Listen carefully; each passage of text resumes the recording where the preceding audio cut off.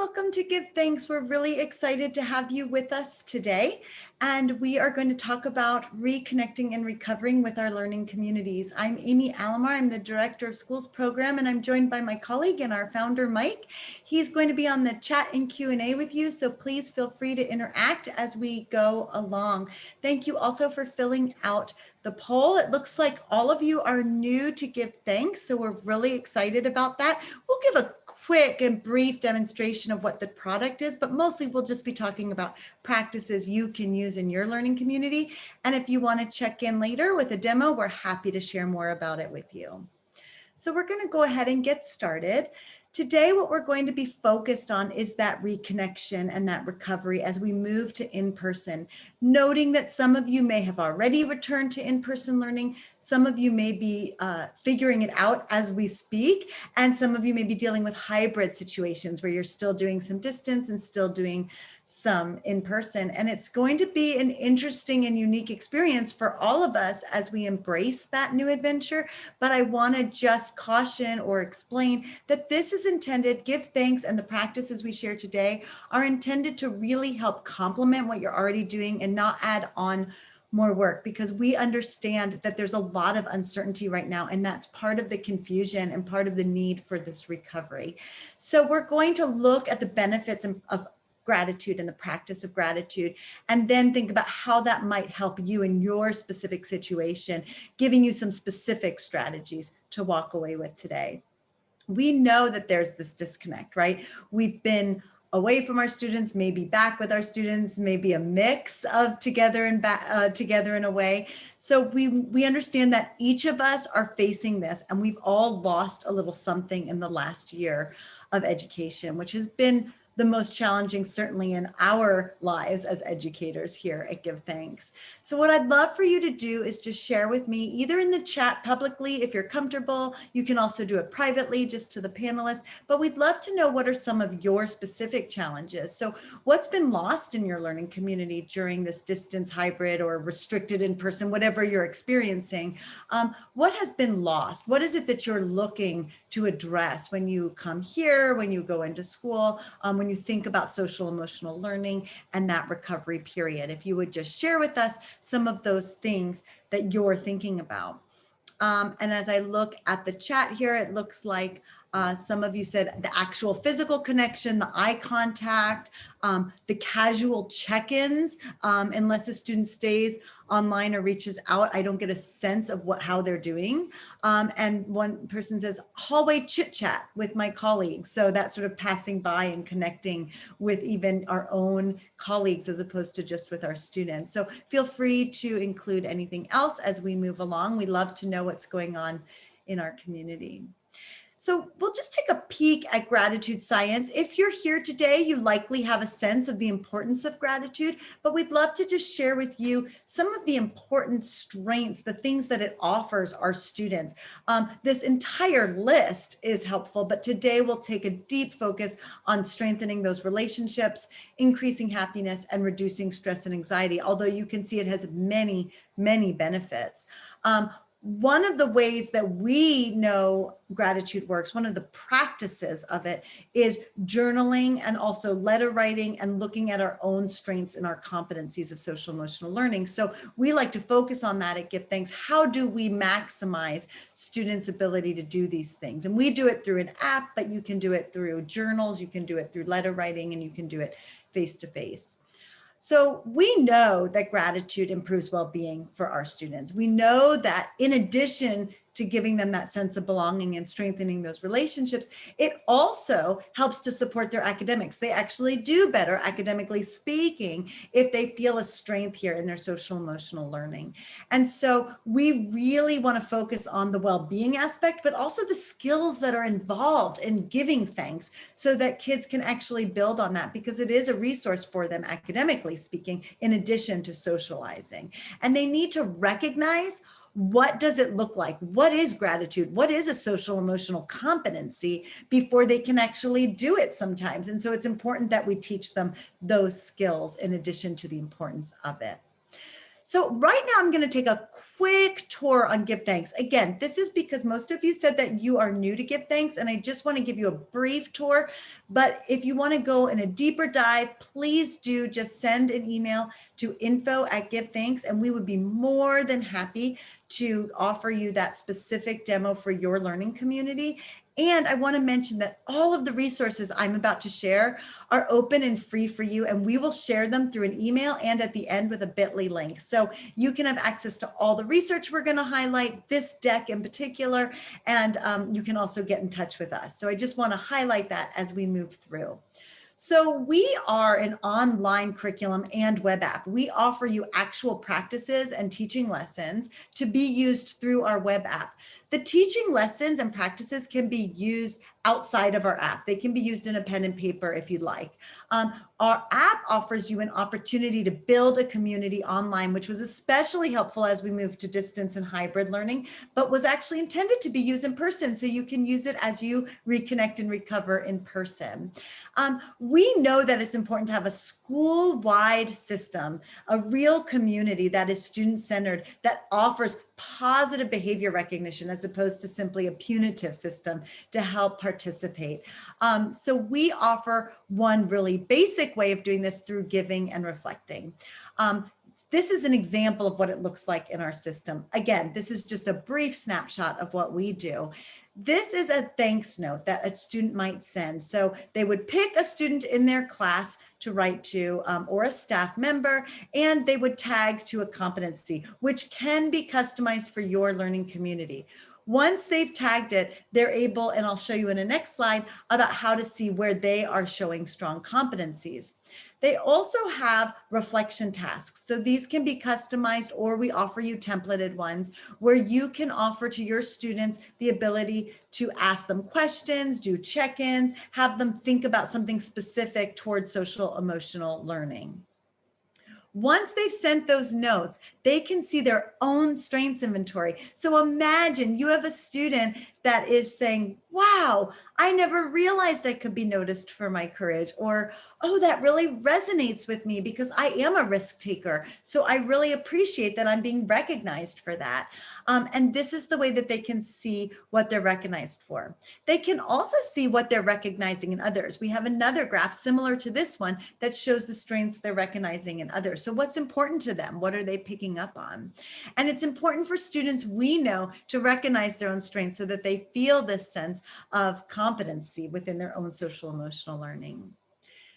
Teachers can monitor the use. And so in addition to just seeing who's using and who's not, they can look at what thanks notes are being sent. They can identify students who need attention, maybe who aren't receiving, and they can look at the top tags that are being represented in their class by the week. So it's a really nice way for you to monitor the engagement, but also identify areas of competence and areas to intervene. More on that is you can see an actual chart, a table on where your students lie. Who's giving more than they're receiving? Who's receiving more than they're giving? Are there any students that we are a little bit worried about? We maybe want to flag where we want to be a little bit more proactive and really start to intervene before we start to see this. And we just want to help. We can work with counselors, we can work with social workers, we can work with other teachers to kind of bring more information to the table on our students. We know it's important to use technology. Obviously, we've been an entire year of needing technology desperately for education.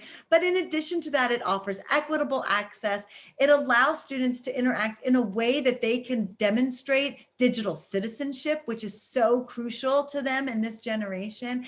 And it also helps us in terms of monitoring and intervening. So here are some practices and opportunities for you in your learning community. And again, as I pause here, feel free to include any questions you may have about our tool or anything as we go along here. You may use the chat. You can chat with us privately, or you can also chat publicly. We offer you a whole menu of Give Thanks practices. And in this menu, you are able to pick different strategies to help connect with your kids. So it may be a simple, hey, let's check in reflection, or it may be a deeper dive. And we're going to share some of those specific practices with you. And again, you'll have a link to all of the practices at the end of the presentation. Here's one example, the thank, pair, share. This is a nice one to highlight as we reconnect and recover because we know that students need these connections with one another. We also know that we may have students that are more comfortable sharing privately or need the practice to share privately before they're able to share publicly. So in this one, students write a thanks note to somebody of their choice, or you can assign it if you would like, and they can choose to their teacher, and then the teacher has the students pair up and they listen and summarize what's going on in those thanks notes. And so when they're finished, they share with each other. So one person shares and then the next person shares. And the teacher can ask you to share out to the group at the end, just like a think, pair, share, or you could keep it to that private pair share if you like. And this is a nice one again for students who don't always want to do the shout outs or need a little help and encouragement to do it, but they get a little warning from the teacher and a little practice and preparation before they do it. And the nice thing about this is they could either choose somebody or you could assign to make sure you're getting an inclusive set because they are paired up. We encourage you to think about the practices that we offer. And again, there's that whole menu of them, but we encourage you to think about how might these practices work in my learning community, in my role. Maybe I'm working with teachers, maybe I am a teacher. And so how can I use these? And here's just a sampling of how you could. So you could use them as a check-in and check-out, just as you come in either online or in person. It may be something you want to do if you're in a hybrid situation where you're doing this piece online, and that way you can focus on the in-person piece when you're together. You could even use it as an attendance check-in. You could do it as an activity process check. So for the first one, we have a reflection that is a check-in. Hey, is there anything you need me to know? For the second one, we have what we call partner gratitude, where you either assign it or they pick somebody that they've worked with in a group or partner work setting. So maybe a lab partner, a reading partner, and then they recognize anything that that partner has done that they can be grateful for. You could do morning meeting. This could be a school-wide, this could be grade-wide, or this could be class-wide. This is a thinking before you act kind of situation where you do the thank, pair, share. Or you could do an end of the week recap. And one thing I really want to note here is we encourage staff to use Give Thanks in addition to using it with your students, but also with each other. And it can be used end of the week with your class, but also end of the week with other staff. So thinking about what was your impact? What did you need from the group? What do you give to the group? And we have an actual group gratitude practice that you can follow, similar to the thank, pair, share. So thinking about the research, we just wanted to highlight for you a couple of articles. We have a whole bunch at the end you can look through, but these two are really impactful in terms of thinking about the recovery, right? So we know that when you give thanks to somebody, you're actually building relationship. And if you think back to sometime a student or a colleague or a friend stopped to say thank you and what the impact was on you, did you look for more thanks? Did you look to thank them? Did you just feel really good throughout the day? And I'll give you an example. At the end of the day at dinner, we often give thanks at the dinner table, gratitude for something that happened. And it always strikes me when my kids think of something a teacher did. So one time recently, my daughter stopped to say, I'm so grateful that my teacher took time today to walk through a project with me because I didn't understand it. And now I have a better sense. And we were sitting down to a family dinner and it was a real surprise, a delightful one, that the gratitude was extending to somebody she hadn't seen in person, but it was somebody who had made a difference to her. And so sharing that directly with the person, which I encouraged her to do, can really make the person realize, oh, this is my impact in the world. This is what I'm giving and I'm being recognized for. It's a very nice feeling to feel a sense of belonging, but also a sense of purpose. It also deepens the relationship. And the research shows us that expressing it can actually facilitate that relationship. So we know as our students go back into school together, there's a lot of fear, there's a lot of anxiety. As desperate as they may be to be together, as much as they may have resisted distance learning, it's going to be an anxiety-provoking experience. And so as much as we can do to facilitate those social connections, even if it feels a little bit forced at first, is going to be helpful to them. We also may be dealing with students who have enjoyed distance learning and are resistant to going back because they felt safer. They felt like the social connections were easier online. And so we want to make sure that we're teaching them ways to interact together with other students and their faculty. So how does this fit in your practice, in your setting?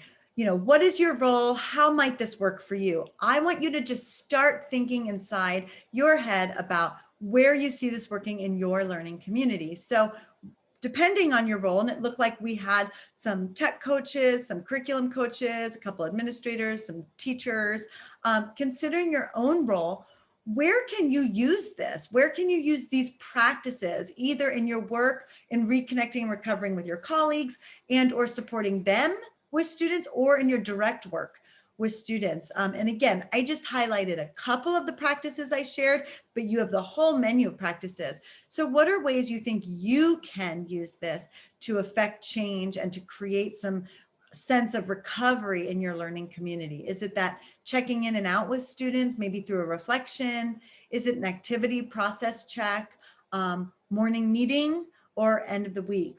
And it looks like somebody wrote, I just like the practices as a jumping off point. Great. I'd love to learn more about what you mean by that. Fantastic.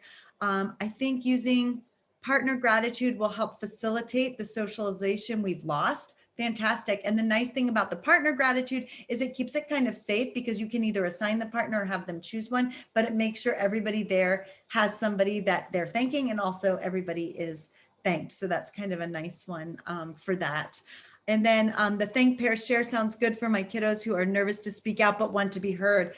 Wonderful. I know that my colleague Mike often talks about, you know, the kids who do shout outs. It's really fun at the end of the week to do shout out gratitude, but you often find it's the same few students that feel comfortable doing the shout out. So they are likely going to shout out the same few students. And so it's nice if we can kind of spread it and keep it a little private and a little public through that thank, pair, share. So thank you for sharing that. I'm really glad. Please keep the ideas coming. Feel free to reach out to us with any questions on those or other strategies you think might be helpful in your learning community.